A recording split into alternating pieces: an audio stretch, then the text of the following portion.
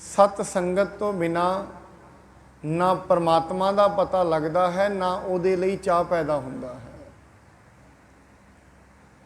जिस दे बारे कदी सुनिया ही ना होए उहदी वडियाई किवें गावांगे। जिन्नू पाउणा है पहला उन्नू गाउणा पैंदा है, पहला उहदे बारे सुनांगे फिर थोड़ा बहुता समझांगे। जे समझ च आ गई फिर तुर पवांगे। इत्थों एक कहानी सारी जुड़ी हुई है। मुख गल है सुरत ते शब्द का अभ्यास। सुरत शब्द कहते ने धुन नूं, सुरत कहते ने ध्यान नूं। धुन में है ध्यान, ध्यान में है जानिया। किते जो शब्द गुरु नानक जी बोल रहे ने उस दा आरंभ हो जाना सुरत दे विच। सुनना एक वखरी गल है, समझना थोड़ी जी होर वड्डी गल है। समझिया होया अंदर वस जाए ये सब तो वड्डी गल है।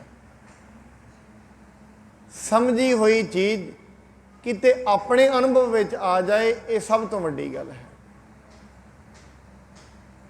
दुख तकलीफ सोग कलेश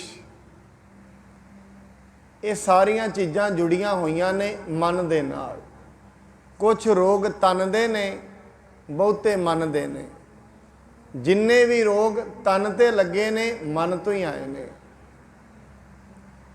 क्योंकि अगर मन अपने मार्ग तो विचलित है, सुरत अपने मार्ग तो विचलित है, फिर इस मनुख का आचार माड़ा हो जाएगा। ध्यान अगर परमेश्वर तो हट गया, ध्यान अगर प्रमुख सत्ता तो हट गया, जिहड़ी सत्ता विच मनुख जी रहा है,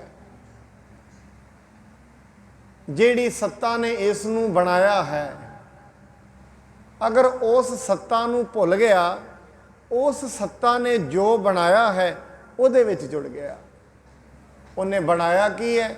बाहरी तौर ते जंगल बेले वेहने आ, जीव वेखे जाते ने, जानवर वेखे जाते ने, खाना है पाउणा है, ये सब उन्हें बनाया है। हुण जो कुछ उन्हें बनाया है वो तो चंगा लग गया तो उन्होंने पाउण दियां बार बार इच्छावां भी पैदा हुंदियां ने। पा लवां, वध तो वध पा लवां। जो उसने बनाया है सारा ही मेरा हो जाए, यही मनुख की इच्छा है। आप जी कहूँगा नहीं साड़ी इच्छा ये नहीं है। हर एक मनुख कहना मेरी तो इच्छा सिर्फ इन्नी की है, मैनू छोटा जा मकान मिले, थोड़ा वड्डा हो जाए, मेरे को थोड़ी जी जमीन 35-40 किले है, मेरे को 100 किला हो जाए, तो बस मेरी तो इन्नी की इच्छा है।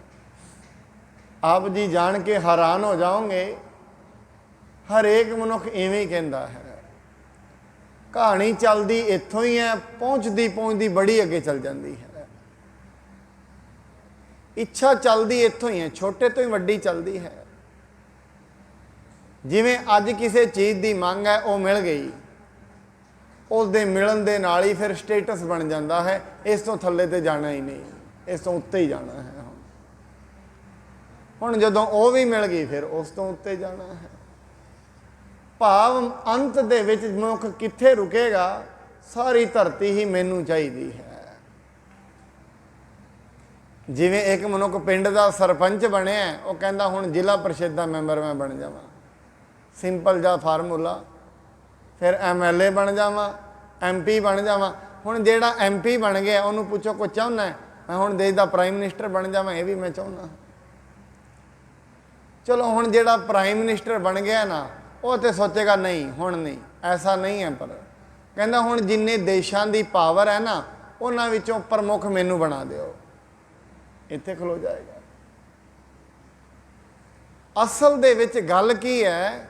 गल ये है मनुख परमात्मा ने जिन्नी भी कायनात बनाई है, इस कायनात का मालक बनना चाहता है। इत्थे रुकेगी ये जाके, उस तो पहला नहीं रुकनी।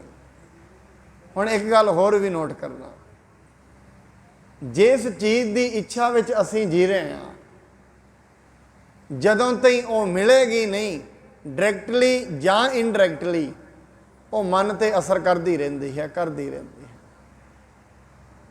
ਮੰਨ ਲਓ ਜਿਹੜੀ ਚੀਜ਼ ਆਪਣੇ ਕੋਲ ਨਹੀਂ ਹੈ, ਇੱਛਾ ਹੈ, ਜਦੋਂ ਹੀ ਕਿਸੇ ਦੀ ਵੇਖਾਂਗੇ ਨਾਲੋਂ ਨਾਲ ਅੰਦਰ ਹਿਰਦਾ ਤਪ ਜਾਏਗਾ, ਮੈਨੂੰ ਕਦੋਂ ਮਿਲੇਗੀ। ਫਿਰ ਜਦੋਂ ਨਾ ਮਿਲੇਗੀ, 2-4 ਮਹੀਨੇ ਨਾ ਮਿਲੀ, ਫਿਰ ਇਸ ਨੂੰ ਕ੍ਰੋਧ ਆਏਗਾ। ਉਹ ਕ੍ਰੋਧ ਫਿਰ ਆਪਣੇ ਪਰਿਵਾਰ ਦੇ ਮੈਂਬਰਾਂ 'ਤੇ ਕੱਢ ਲੈਂਦਾ, ਉੱਥੇ ਕੱਢੇਗਾ, ਜਾਂ ਗਲੀ ਦੇ ਪੜੋਸੀ 'ਤੇ ਕੱਢ ਲਵੇਗਾ, ਕਿਤੇ ਨਾ ਕਿਤੇ ਤੇ ਡਿਸਚਾਰਜ ਕਰੇਗਾ ਹੀ। ਹਵਾ ਅੰਦਰ ਭਰੀ ਹੋਈ ਜਦੋਂ ਤਾਈਂ ਨਿਕਲੇਗੀ ਨਹੀਂ, ਉਦੋਂ ਤਾਈਂ ਚੈਨ ਪਏਗੀ ਨਹੀਂ। ਮਨੁੱਖ ਜੋ ਪਰਮਾਤਮਾ ਨੇ ਬਣਾਇਆ ਹੈ ਉਹਨੂੰ ਤੇ ਪ੍ਰਾਪਤ ਕਰਨਾ ਚਾਹੁੰਦਾ ਹੈ, ਪਰ ਜਿਹਨੇ ਬਣਾਇਆ ਹੈ ਉਹਦੇ ਬਾਰੇ ਕਦੇ ਜਾਣਿਆ ਹੀ ਨਹੀਂ। ਉਹ ਕੌਣ ਹੈ, ਕਿੱਥੇ ਵਸਦਾ ਹੈ, ਕਿੱਥੇ ਰਹਿੰਦਾ ਹੈ, ਇਹਦਾ ਪਤਾ ਹੀ ਨਹੀਂ। ਫਿਰ ਇਹਦੀ ਜਾਣਨ ਦੀ ਇੱਛਾ ਹੈ ਨਹੀਂ ਹੈ। ਕਿੰਨੇ ਐਸੇ ਮਨੁੱਖ ਹੋਣਗੇ ਜਿਨ੍ਹਾਂ ਦੇ ਵਿੱਚ ਇਹ ਇੱਛਾ ਹੋਏਗੀ, ਜਿਹਨੇ ਇਹ ਸਾਰਾ ਕੁਝ ਬਣਾਇਆ ਹੈ ਉਹਨੂੰ ਜਾਣ ਲਵਾਂ। ਵਿਰਲੇ ਹੈਣ ਵਿਰਲੇ ਨਾਹੀ ਕਣੇ, ਬੜੇ ਵਿਰਲੇ ਨੇ, ਘਣੇ ਨਹੀਂ ਹਨ। ਇਸ ਕਰਕੇ ਜਦੋਂ ਮੁਕਤੀ ਦੀ ਗੱਲ ਚੱਲਦੀ ਹੈ, ਵਿਜੋਗ ਦੀ ਗੱਲ ਚੱਲਦੀ ਹੈ, ਵਿਛੋੜੇ ਦੀ ਗੱਲ ਚੱਲਦੀ ਹੈ, ਇਹ ਜਿਹੜੇ ਸਬਜੈਕਟ ਨੇ, ਜਿਹੜੇ ਵਿਸ਼ੇ ਨੇ, ਇਸ ਕਰਕੇ ਇਹਨਾਂ ਨੂੰ ਨਹੀਂ ਛੇੜਿਆ ਜਾਂਦਾ। ਕਥਾ ਦੇ ਵਿੱਚ ਵੀ ਨਹੀਂ ਕੋਈ ਇਹਨਾਂ ਦੀ ਵਿਆਖਿਆ ਕਰਦਾ, ਕੀਰਤਨ ਵਿੱਚ ਵੀ ਨਹੀਂ ਵਿਆਖਿਆ ਕਰਦਾ, ਕਾਰਨ ਇਹਨਾਂ ਬਾਰੇ ਜਾਣਨ ਵਾਲਾ ਹੀ ਕੋਈ ਨਹੀਂ ਹੈ। ਉਹੀ ਚੀਜ਼ ਵਿਕੇਗੀ ਨਾ ਜੇ ਇਸ ਚੀਜ਼ ਦੇ ਗਾਹਕ ਹੋਣਗੇ। ਜੇ ਇਸ ਚੀਜ਼ ਦਾ ਗਾਹਕ ਹੀ ਕੋਈ ਨਹੀਂ, ਫਿਰ ਸੁਣਨ ਵਾਲਾ ਵੀ ਕੋਈ ਨਹੀਂ। ਮੈਨੂੰ ਯਾਦ ਹੈ ਜਦੋਂ ਤਾਈਂ ਪੰਥ ਦੇ ਵਿੱਚ ਸੰਤ ਗਿਆਨੀ ਮਸਕੀਨ ਜੀ ਜਿਉਂਦੇ ਸਨ, ਕੋਈ ਬਹੁਤਾ ਲੋਕ ਉਹਨਾਂ ਦੀ ਕਥਾ ਵਿੱਚ ਨਹੀਂ ਸੀ ਬੈਠਦੇ।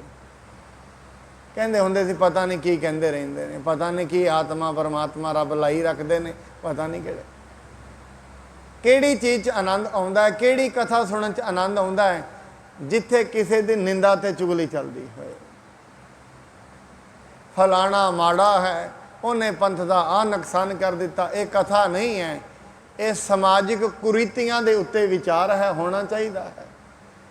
ਪਰ ਗੁਰੂ ਅੰਗਦ ਸਾਹਿਬ ਜੀ ਨੇ ਕਿਹਾ ਸੀ ਇਹਨਾਂ ਸਟੇਜਾਂ ਤੇ ਬੈਠ ਕੇ ਨਹੀਂ। ਇੱਥੋਂ ਗੱਲ ਹੋਣੀ ਹੈ ਸਿਰਫ ਪਰਮਾਰਥ ਦੀ, ਸਮਾਜਿਕ ਕੁਰੀਤੀਆਂ ਦੀ ਗੱਲ ਕਰਨੀ ਹੈ, ਕਰੋ। ਸਪੈਸ਼ਲ ਸੈਮੀਨਾਰ ਬਣਾਏ ਜਾ ਸਕਦੇ ਨੇ, ਉਹਨਾਂ ਤੇ ਵਿਚਾਰ ਕੀਤੀ ਜਾ ਸਕਦੀ ਹੈ। ਕੁਰੀਤੀਆਂ ਕੀ ਨੇ, ਦੂਰ ਕਿਵੇਂ ਹੋਣਗੀਆਂ? ਹੁੰਦੀਆਂ ਨੇ, ਹਰੇਕ ਸਮਾਜ ਵਿੱਚ ਕੁਰੀਤੀਆਂ ਹੁੰਦੀਆਂ ਨੇ, ਹਰੇਕ ਜਾਤ ਵਿੱਚ ਕੁਰੀਤੀਆਂ ਹੁੰਦੀਆਂ ਨੇ, ਹਰੇਕ ਮਨੁੱਖ ਵਿੱਚ ਹੁੰਦੀਆਂ ਨੇ, ਹਰੇਕ ਧਰਮ ਵਿੱਚ ਹੁੰਦੀਆਂ ਨੇ। ਔਰ ਇਹ ਲਿਆਂਦੀਆਂ ਨਹੀਂ ਜਾਂਦੀਆਂ, ਆਪਣੇ ਆਪ ਹੀ ਆ ਜਾਂਦੀਆਂ ਨੇ, ਆਪਣੇ ਸਮੇਂ ਨਾਲ ਆ ਜਾਂਦੀਆਂ ਨੇ। ਇਹਨਾਂ ਨੂੰ ਦੂਰ ਕਰਨ ਵਾਸਤੇ ਫਿਰ ਸਾਰਾ ਹੀ ਜ਼ੋਰ ਕੁਰੀਤੀਆਂ ਨੂੰ ਨਿੰਦਣ ਤੇ ਲੱਗ ਜਾਂਦਾ ਹੈ। ਇਹ ਨਹੀਂ, ਪਰ ਮੁੱਖ ਗੱਲ ਹੈ ਪਰਮਾਤਮਾ ਕੌਣ ਹੈ, ਮੁਕਤੀ ਕੀ ਹੈ, ਗੁਰੂ ਕੀ ਹੈ, ਸਵਾਰਥ ਕੀ ਹੈ, ਪਰਮਾਰਥ ਕੀ ਹੈ, ਇਹਨਾਂ ਬਾਰੇ ਵਿਚਾਰ ਹੋਏ। ਹੁਣ ਇਹਨਾਂ ਬਾਰੇ ਜਦੋਂ ਵਿਚਾਰ ਹੁੰਦੀ ਹੈ, ਫਿਰ ਸਰੋਤਾ ਵੀ ਐਸਾ ਹੀ ਚਾਹੀਦਾ ਹੈ ਜਿਹੜਾ ਇਹਨਾਂ ਦੇ ਬਾਰੇ ਜਾਣਨਾ ਚਾਹੁੰਦਾ ਹੋਵੇ, ਜਿਸ ਦੇ ਅੰਦਰ ਐਸੀ ਇੱਛਾ ਹੋਏ ਮੈਨੂੰ ਪਤਾ ਲੱਗੇ ਦੁਨੀਆ ਕਿਵੇਂ ਚੱਲਦੀ ਹੈ। ਮਹਾਰਾਜ ਜੀ ਨੇ ਇੱਕ ਸਵਾਲ ਨਾਲ ਸੁੱਤੇ ਸਿੱਧੀ ਉੱਠ ਜਾਂਦਾ ਹੈ ਮਨੁੱਖ ਵਿੱਚ। ਜਿਵੇਂ ਜਿਵੇਂ ਉਸ ਦੀ ਅਵਸਥਾ ਬਦਲੇਗੀ ਨਾ, ਮਨੁੱਖ ਦੇ ਸਵਾਲ ਗਹਿਰੇ ਹੁੰਦੇ ਜਾਣਗੇ। ਇਹ ਨਿਸ਼ਾਨੀ ਹੈ, ਇਹ ਨਿਸ਼ਾਨੀ ਹੈ ਜਾਗੇ ਹੋਏ ਮਨ ਦੀ। ਜਿਸ ਮਨੁੱਖ ਦੇ ਅੰਦਰ ਸਵਾਲ ਗਹਿਰੇ ਹੋ ਗਏ, ਕਿਸੇ ਮਨੁੱਖ ਦੀ ਪਰਖ ਕਿੱਥੋਂ ਕੀਤੀ ਜਾਏਗੀ? ਉਹ ਸਵਾਲ ਕਿਹੜੇ ਕਰਦਾ ਹੈ। ਜਿੰਨਾ ਗਹਿਰਾ ਸਵਾਲ ਹੋਏਗਾ ਉਨਾ ਹੀ ਗਹਿਰਾ ਜਿਗਿਆਸੂ ਹੋਏਗਾ, ਜਿੰਨਾ ਗਹਿਰਾ ਸਵਾਲ ਕਰੇਗਾ। ਗੁਰਬਾਣੀ ਦੇ ਵਿੱਚ ਗਹਿਰੇ ਸਵਾਲਾਂ ਦਾ ਜਵਾਬ ਵੀ ਹੈ, ਛੋਟੇ ਸਵਾਲਾਂ ਦਾ ਜਵਾਬ ਵੀ ਹੈ। ਜੈਸਾ ਕੋਈ ਜਿਗਿਆਸੂ ਆਉਂਦਾ ਸੀ, ਗੁਰੂ ਜੀ ਉਹਨੂੰ ਵੈਸਾ ਹੀ ਜਵਾਬ ਦਿੰਦੇ ਸਨ। ਮੈਨੂੰ ਲੱਗਦਾ ਹੈ ਗੁਰੂ ਤੇਗ ਬਹਾਦਰ ਮਹਾਰਾਜ ਜੀ ਦੇ ਕੋਲ ਕੋਈ ਐਸਾ ਸਰੋਤਾ ਆਇਆ ਹੋਏਗਾ ਜਿਹੜਾ ਇਹ ਕਹਿੰਦਾ ਹੋਏਗਾ ਮਹਾਰਾਜ ਮੁਕਤੀ ਕੀ ਹੈ ਤੇ ਮੈਂ ਕਿਹਦੇ ਤੋਂ ਜਾਣਾ? ਮੈਨੂੰ ਮੁਕਤੀ ਦੀ ਲੋੜ ਹੈ ਤੇ ਮੈਂ ਮੁਕਤੀ ਬਾਰੇ ਕਿਸ ਤੋਂ ਪਤਾ ਕਰਾਂ? ਗੁਰੂ ਤੇਗ ਬਹਾਦਰ ਜੀ ਨੇ ਆਪਣੇ ਆ ਸ਼ਲੋਕਾਂ ਦੇ ਵਿੱਚ ਇਹਦਾ ਜਵਾਬ ਦਿੱਤਾ ਹੈ। ਮੁਕਤੀ ਕੀ ਹੈ ਤੇ ਕਿਹਦੇ ਤੋਂ ਪਤਾ ਕੀਤਾ ਜਾਏ, ਇਹ ਸਵਾਲ, ਇਹਦਾ ਹੀ ਜਵਾਬ ਗੁਰੂ ਤੇਗ ਬਹਾਦਰ ਮਹਾਰਾਜ। ਇਸ ਸ਼ਲੋਕ ਦੇ ਵਿੱਚ ਇੱਕ ਗੱਲ ਬੜੀ ਸੋਚਣ ਤੇ ਵਿਚਾਰਨ ਵਾਲੀ ਹੈ। ਗੁਰੂ ਜੀ ਨੇ ਇਹ ਨਹੀਂ ਕਿਹਾ ਇਸ ਸ਼ਲੋਕ ਦੇ ਵਿੱਚ ਮੁਕਤੀ ਦਾ ਪਤਾ ਕਰਨਾ ਉਹਨਾਂ ਕੋਲ ਜਾਓ ਜਿਹੜੇ ਕਿਤਾਬਾਂ ਪੜ੍ਹਦੇ ਨੇ, ਐਸਾ ਨਹੀਂ ਕਿਹਾ। ਇਹ ਵੀ ਨਹੀਂ ਕਿਹਾ ਜਿੰਨੇ ਬੜੇ ਗ੍ਰੰਥ ਪੜ੍ਹੇ ਹੋਣ ਉਹਦੇ ਕੋਲ ਜਾ ਕੇ ਪਤਾ ਕਰੋ ਮੁਕਤੀ ਕੀ ਹੁੰਦੀ ਹੈ, ਇਹ ਵੀ ਨਹੀਂ ਕਿਹਾ। ਫਿਰ ਮਹਾਰਾਜ ਨੇ ਕਿਹਨੂੰ ਕਿਹਾ ਕਿਹਦੇ ਕੋਲ ਜਾ ਕੇ ਪਤਾ ਕਰੇ। ਤੀਜੀ ਗੱਲ, ਇਹ ਵੀ ਨਹੀਂ ਕਿਹਾ ਤੂੰ ਮੇਰੇ ਕੋਲ ਆ ਜਾ ਮੈਂ ਹੀ ਤੈਨੂੰ ਮੁਕਤੀ ਦੱਸ ਦੇਵਾਂਗਾ, ਇਹ ਵੀ ਨਹੀਂ ਕਿਹਾ। ਸਤਿਗੁਰੂ ਜੀ ਕਹਿੰਦੇ ਨੇ ਕਿਹਦੇ ਕੋਲ ਪਤਾ ਲੱਗੇਗਾ, ਹਰਖ ਸੋਗ ਜਾ ਕੇ ਨਹੀਂ ਬੈਰੀ ਮੀਤ ਸਮਾਨ, ਕਹੋ ਨਾਨਕ ਸੁਨ ਰੇ ਮਨਾ ਮੁਕਤ ਤਾਹੇ ਤੈ ਜਾਨ। ਕਿਤੋਂ ਜਾਣਨਾ ਹੈ, ਜਿਹਦੇ ਵਾਸਤੇ ਵੈਰੀ ਤੇ ਮਿੱਤਰ ਬਰਾਬਰ ਹੋ ਗਏ ਨੇ। ਆਪ ਜੀ ਨੂੰ ਹੈਰਾਨੀ ਦੀ ਗੱਲ, ਵੈਰੀ ਸਾਨੂੰ ਰੋਜ਼ ਰੋਜ਼ ਸੱਟ ਮਾਰਦਾ ਹੈ, ਆਪ ਜੀ ਕੋ ਉਹਦੇ ਨਾਲ ਮਿੱਤਰਤਾ ਕਰ ਲਓ, ਐਸਾ ਕਿਹੜਾ ਮਨੁੱਖ ਹੈ ਜਿਹੜਾ ਵੈਰੀ ਦੇ ਨਾਲ ਵੀ ਭਲਾ ਕਰੇ? ਉਹਨੂੰ ਤੇ ਲੋਕੀ ਪਾਗਲ ਕਹਿੰਦੇ ਨੇ ਦੁਨੀਆ ਵਿੱਚ। ਤੇ ਗੁਰੂ ਤੇਗ ਬਹਾਦਰ ਮਹਾਰਾਜ ਕਹਿੰਦੇ ਮੁਕਤੀ ਪਤਾ ਹੀ ਉਸ ਦੇ ਕੋਲੋਂ ਲੱਗੇਗੀ। ਵੈਰੀ ਤੇ ਮਿੱਤਰ ਬਰਾਬਰ ਹੋ ਗਏ, ਜਿਹਦੇ ਵਾਸਤੇ ਮਿੱਤਰ ਤੇ ਮਿੱਤਰ ਬਣ ਜਾਂਦਾ ਹੈ, ਵੈਰੀ ਨੂੰ ਮਿੱਤਰ ਬਣਾ ਲੈਣਾ ਇਹ ਬੜੇ ਵੱਡੇ ਹਿਰਦੇ ਦੀ ਗੱਲ ਹੈ। ਇਹ ਹਿਰਦੇ ਦੀ ਗੱਲ ਪੁੱਛੀ ਜਾਏ ਤੇ ਗੁਰੂ ਗੋਬਿੰਦ ਸਿੰਘ ਮਹਾਰਾਜ ਕਰ ਸਕਦੇ ਨੇ। ਬਹਾਦਰ ਸ਼ਾਹ ਜ਼ਫਰ, ਗੁਰੂ ਗੋਬਿੰਦ ਸਿੰਘ ਔਰੰਗਜ਼ੇਬ ਦਾ ਪੁੱਤਰ ਹੈ ਬਹਾਦਰ ਸ਼ਾਹ ਜ਼ਫਰ। ਔਰੰਗਜ਼ੇਬ ਦੇ ਘਰ ਦੇ ਵਿੱਚ ਲੜਾਈ ਪੈ ਗਈ ਤੇ ਉਸ ਲੜਾਈ ਦੀ ਸੁਲ੍ਹਾ ਕਰਾਉਣ ਵਾਸਤੇ ਗੁਰੂ ਗੋਬਿੰਦ ਸਿੰਘ ਜੀ ਮੀਡੀਏਟਰ ਦਾ ਕੰਮ ਕਰਦੇ ਨੇ। ਉਹਨਾਂ ਦੇ ਘਰ ਦੇ ਕਲੇਸ਼ ਨੂੰ ਨਿਬੇੜਦੇ ਨੇ। ਪਰ ਇੱਥੇ ਵੇਖੋ, ਮਨ ਵਿੱਚ ਇਹ ਨਹੀਂ ਮੇਰੇ ਸਾਹਿਬਜ਼ਾਦੇ ਇਹਨਾਂ ਸ਼ਹੀਦ ਕੀਤੇ, ਇਹ ਨਹੀਂ। ਵੈਰੀ ਤੇ ਮਿੱਤਰ ਬਰਾਬਰ ਹੋ ਜਾਣ ਜਿਹਦੇ ਲਈ, ਉਹਨੂੰ ਪਤਾ ਹੀ ਕਿਉਂ ਵੈਰੀ ਤੇ ਮਿੱਤਰ ਬਰਾਬਰ ਹੁੰਦੇ ਨੇ।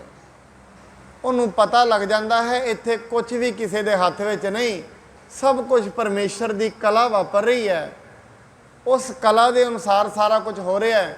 ਫਿਰ ਇੱਥੇ ਕੋਈ ਵੀ ਮਨੁੱਖ ਕਰਨ ਵਾਲਾ ਨਹੀਂ ਹੈ। ਉਸ ਮਨੁੱਖ ਵਾਸਤੇ ਵੈਰੀ ਤੇ ਮਿੱਤਰ ਬਰਾਬਰ ਹੋ ਜਾਂਦੇ ਨੇ। ਫਿਰ ਦੂਜੀ ਗੱਲ, ਖੁਸ਼ੀ ਤੇ ਗਮੀ ਬਰਾਬਰ ਹੋ ਜਾਏ, ਨਹੀਂ ਹੁੰਦੀ ਨਹੀਂ। ਖੁਸ਼ੀ ਵਿੱਚ ਮਨੁੱਖ ਬਹੁਤ ਜ਼ਿਆਦਾ ਹੱਸਦਾ ਹੈ, ਬਹੁਤ ਜ਼ਿਆਦਾ ਮਾਣ ਕਰਦਾ ਹੈ, ਬਹੁਤ ਜ਼ਿਆਦਾ ਨੱਚਦਾ ਹੈ। ਗਮੀ ਵਿੱਚ ਉਨਾ ਹੀ ਜਾਂਦਾ ਰੋਂਦਾ ਹੈ। ਹੁਣ ਕਿਹੜਾ ਮਨੁੱਖ ਹੈ ਘਰ ਦੇ ਵਿੱਚ ਵਿਆਹ ਹੋਏ ਤੇ ਖੁਸ਼ ਨਾ ਹੋਏ? ਐਸਾ ਕਿਹੜਾ ਮਨੁੱਖ ਹੈ? ਮਾਇਆ ਕੋਲ ਆ ਗਈ ਹੈ ਤੇ ਖੁਸ਼ੀ ਨਾ ਮਨਾਏ?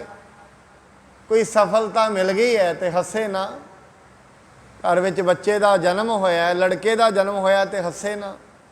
ਕੌਣ ਹੈ ਐਸਾ? ਵਿਰਲੇ। ਗੁਰੂ ਅਰਜਨ ਸਾਹਿਬ ਜੀ ਦੇ ਟਾਈਮ ਮਹਾਰਾਜ ਨੇ ਇੱਕ ਸਿੱਖ ਦਾ ਐਡਰੈਸ ਦਿੱਤਾ ਸੀ, ਉਹਦਾ ਨਾਂ ਸੀ ਭਾਈ ਭਿਖਾਰੀ। ਉਹ ਐਸਾ ਹੀ ਮਨੁੱਖ ਸੀ, ਕਿਉਂਕਿ ਜਿਹੜੇ ਬ੍ਰਹਮ ਦੇ ਵਿੱਚ ਲੀਨ ਹੋ ਜਾਂਦੇ ਨੇ, ਸੁਰਤ ਬਿਲਕੁਲ ਬ੍ਰਹਮ ਦੇ ਵਿੱਚ ਜੁੜ ਜਾਂਦੀ ਹੈ।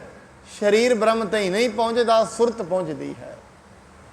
ਜਿਸ ਦੀ ਸੁਰਤ ਬ੍ਰਹਮ ਦੇ ਵਿੱਚ ਜੁੜ ਗਈ, ਜਿਸ ਦੀ ਸੁਰਤ ਨੇ, ਜਿਹਨੇ ਸਮਝ ਲਿਆ ਬ੍ਰਹਮ ਕੀ ਹੈ, ਉਹਦੇ ਲਈ ਵੈਰੀ ਤੇ ਮਿੱਤਰ ਬਰਾਬਰ। ਈਰਖਾ ਦਵੈਸ਼ ਖਤਮ, ਪੰਜੇ ਵਿਕਾਰਾਂ ਦੀ ਸਮਝ ਲੱਗ ਜਾਏਗੀ ਇਹ ਕੀ ਨੇ। ਇਸ ਕਰਕੇ ਕੱਲ ਅਸੀਂ ਇਹ ਸ਼ਰਵਣ ਕੀਤਾ ਸੀ, ਭਾਈ ਮੰਝ ਦੇ ਕੋਲ ਗੁਰੂ ਸਾਹਿਬ ਜੀ ਨੇ ਪਹਿਲਾਂ ਤੇ ਟੈਸਟ ਇਹ ਰੱਖਿਆ, ਉਸਦੇ ਘਰ ਦੀ ਸਾਰੀ ਦੌਲਤ ਹੀ ਚਲੀ ਗਈ। ਦੂਜਾ ਟੈਸਟ ਕੀ ਰੱਖਿਆ ਹੈ? ਇੱਕ ਸਿੱਖ ਨੂੰ ਭੇਜਿਆ ਹੈ 21 ਰਜਤਪਣ ਉਹਦੇ ਕੋਲ ਲੈਣੇ ਨੇ ਤੇ ਚਿੱਠੀ ਫਿਰ ਉਹਨੂੰ ਦੇਣੀ ਹੈ। ਉਸ ਦੀ ਘਰ ਦੀ ਕਹਿੰਦੀ ਹੈ ਸਾਡੇ ਘਰ ਇੱਕੋ ਇੱਕ ਲੜਕੀ ਹੈ, ਇਸ ਨੂੰ 21 ਰੁਪਏ ਦੇ ਵਿੱਚ ਹੀ ਅਸੀਂ ਦੇ ਦਿੰਦੇ ਹਾਂ। ਪਰ ਗੁਰੂ ਦੇ ਸ਼ਬਦ ਏਡੇ ਮੁੱਲਿਆਵਾਨ ਨੇ, ਇਹਨਾਂ ਦੇ ਤੇ ਗੁਰੂ ਨੇ ਕੀਮਤ ਹੀ ਕੋਈ ਨਹੀਂ ਮੰਗੀ। ਇਹ ਕੋਈ ਕੀਮਤ ਨਹੀਂ, ਬੜੇ ਸਸਤੇ 'ਚ ਮਿਲ ਰਹੇ ਨੇ, ਸਾਨੂੰ ਲੈ ਲੈਣੇ ਚਾਹੀਦੇ ਹਨ। ਇੱਥੋਂ ਤੇ ਕਥਾ ਆਪਾਂ ਸ਼ਰਵਣ ਕੀਤੀ ਸੀ। ਆਓ ਹੁਣ ਜਿਵੇਂ ਅੱਗੇ ਕਥਾ ਚੱਲਦੀ ਹੈ ਬੜੇ ਪ੍ਰੇਮ ਸਤਿਕਾਰ ਨਾਲ ਸ਼ਰਵਣ ਕਰੀਏ। ਆਰੰਭ ਕਰਨ ਤੋਂ ਪਹਿਲਾਂ ਸਤਿਗੁਰ ਜੀਵਨ ਬਖਸ਼ੇ ਪਾਵਨ ਗੁਰਮੰਤਰ ਨਾਲ ਸਾਂਝ ਪਾਈਏ।